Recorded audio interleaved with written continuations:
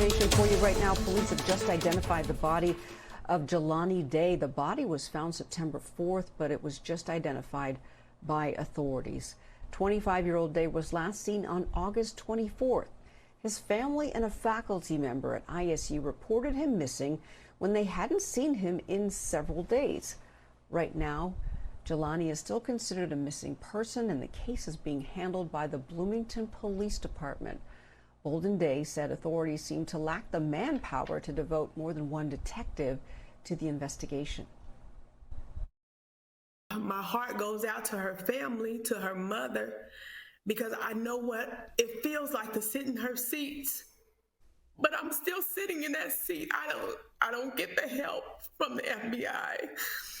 I don't get the help from or the resources that I feel like there's available that they can help me. I'm not getting that. If the narrative was that my son was in the streets and he was a drug dealer or some street boy, they would have found every excuse not to do that. But they can't say that about my son. Oh, that is so tough to see and hear. The story of Jelani Day and others like him is bringing to light the much-needed discussion of the inequity of media coverage when it comes to missing white women versus people of color. Joining us today is Mara Schiavocampo, a journalist, and Dr. Maia Hoskin, a professor and race scholar. Both have written or reported extensively on this topic. I thank you both for joining us today. Mara, I'll start with you. You just heard those heartbreaking words. Like I said, seeing it and hearing it is always disturbing. How does it make you feel, and what are your thoughts on what she said? Yeah, well, first, responding to the news that you just reported about the body being discovered, my heart breaks for his mother. She is getting the news that no mother ever wants to receive, and I'll just continue to hold her and the family up in prayers. But in responding to, this discovery and what we've seen, I think it's notable that this discovery of the body has come just 1 to 2 days after Jelani started making national news headlines tied to the conversation about missing white woman syndrome, because it speaks to the possibility that the resources were then dedicated to search for him as a result of the media attention. And that's really the crux of the issue here, is that media attention leads to resources. That's what we just heard from his mother there in that clip. She was asking for resources and support and help. And that is what media attention provides. And that is what the Black community needs so desperately when men and women of color go missing. And Dr. Hoskin, why do you think violence targeted toward women of color and vanishing Black and brown people tend to be met with silence and complacency from both the media and law enforcement? Yeah, sure. I think this is just yet another sad example of white supremacist culture and white supremacy in America. If we think back to some of the ways in which lynching was justified, in particular in the Deep South, one of the ways was by depicting Blacks, in particular Black men, in a very negative light, portraying them as hyper-aggressive, hypersexual, and prone to rape. And creating a narrative around that of saying to white women and their families, be cautious of Black men, they're dangerous and they are prone to rape. And so white women could then throw their hands in the air and cry rape if a Black man so much as winked or catcalled toward them. Classic case Emmett Till.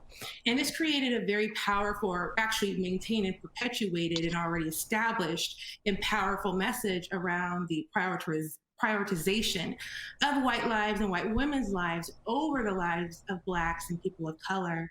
And so if we fast forward to now, 2021, and we take that into consideration, along with the fact that most media outlets, large American media outlets, their newsrooms and staff are composed primarily of whites. And so not only are they covering stories that they might have a personal connection to, but they're also ultimately looking at ratings, right? And so what will get their tuners to tune in, right? Do their audience want to see coverage of a white missing woman, a young white missing woman?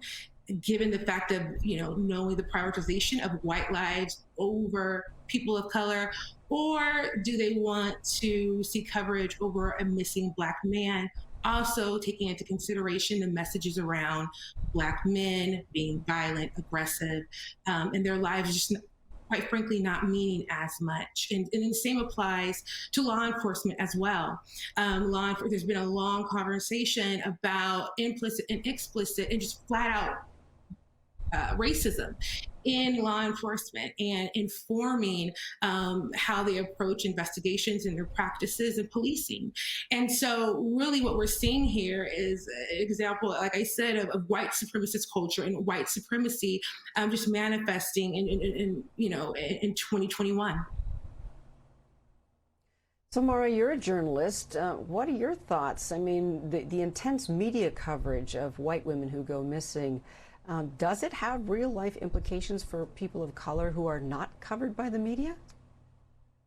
Yeah, it absolutely does. And I think that's the important part of this conversation, because I've received messages since I started speaking about this topic with people saying, well, why would you want to be a victim in the media? Why would you want that kind of portrayal? Well, there's a very good reason that you want that spotlight. First of all, it makes Black and brown and indigenous women less safe when the would-be rapists and murderers and kidnappers of this world know who would get looked for if they turn up missing. So in other words, a predator knows who's not going to be searched for. And those are often the targets that they seek. And we know this because we've heard it from them. Samuel Little, who is believed to be the most prolific serial killer in U.S. history, he is believed to have murdered more than 90 women over a time frame spanning decades, said prior to his death that he went after women that he knew nobody would miss. And largely his victims were minorities. And so it has implications for the safety of women everywhere. The other issue is the issue of resources, which we just touched upon and which Jelani's mother mentioned in her interview with you earlier this week, is that the media attention puts pressure on law enforcement.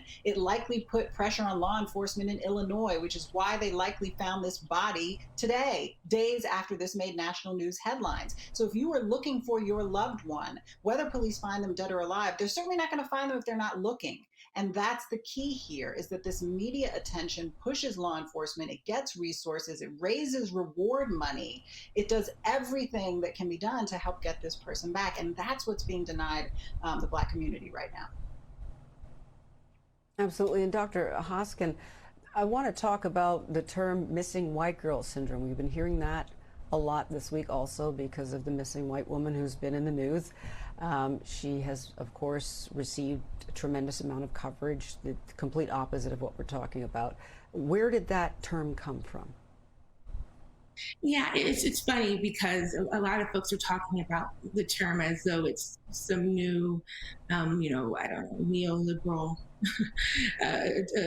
saying, but it is not. Actually, the late Gwen Ifill coined the term, journalist Gwen Ifill coined the term a number of years ago to help explain what she felt was the media's obsession or fascination with covering the disappearance of missing white women. And she then conducted studies and did a lot of work around looking into missing white women syndrome. Now, since then, there have been much more recent and more nuanced research around this same topic. For example, Zach Summers out of Northwestern University has conducted a groundbreaking study looking at the disproportionate coverage of missing white women compared to women of color. And he found in his study overwhelmingly that missing white women are covered at a much larger rate, higher prevalence than women of color. Ladies, quite a difficult topic, personal for all of us, obviously. Thank you so much for joining us. We appreciate you being with us here on BNC.